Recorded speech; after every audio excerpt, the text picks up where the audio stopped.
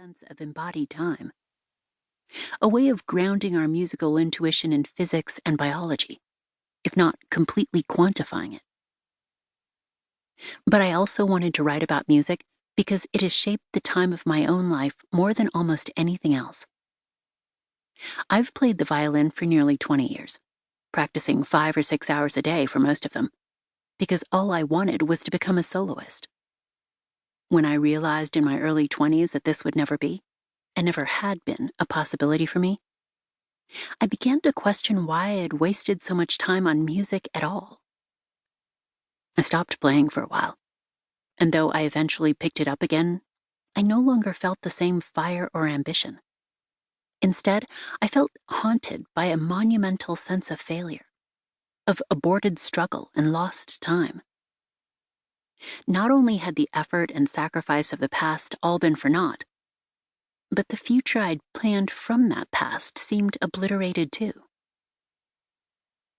As I wrote these chapters, however, I realized that there is no escaping the past either. No breaking out of the dance to that primeval drum. Music has inflected everything that I am now, in the present. My thinking about time, my relationships with my family, my sense of self. And writing about music has reminded me, too, of how much I love the violin. If all is truly said and done, if there is to be no more playing, and the rest really is silence, why then does the past insist on returning in theme and aching variation, offering itself for memory and reinterpretation? I think of what the quantum physicist Carlo Rovelli posits in his 2017 book, The Order of Time, that the mystery of time is ultimately, perhaps, more about ourselves than about the cosmos. What we all want, I suppose, is freedom from time, or at least the freedom to shape our own time at will, to change the meaning of the past from the perspective of a future present.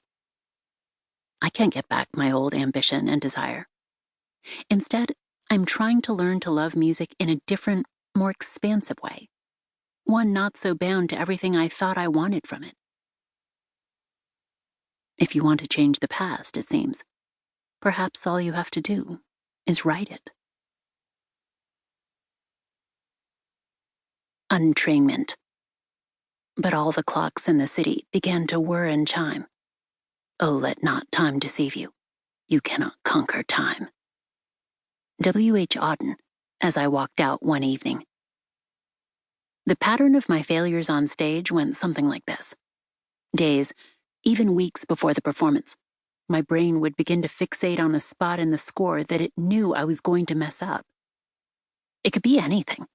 A shift into the stratospheric reaches of the E string, the highest string on the violin, a passage of rapid-fire 16th notes, a finger-contorting pattern of double stops, where you play notes on 2 strings at once. Triple stops on 3 strings are even more treacherous. It could even be, and these were the worst failures, the most painful potential desecrations, a part that wasn't technically difficult, but that I really cared about musically, a central melody, or a surprising harmonic change that I'd labored to shape just right.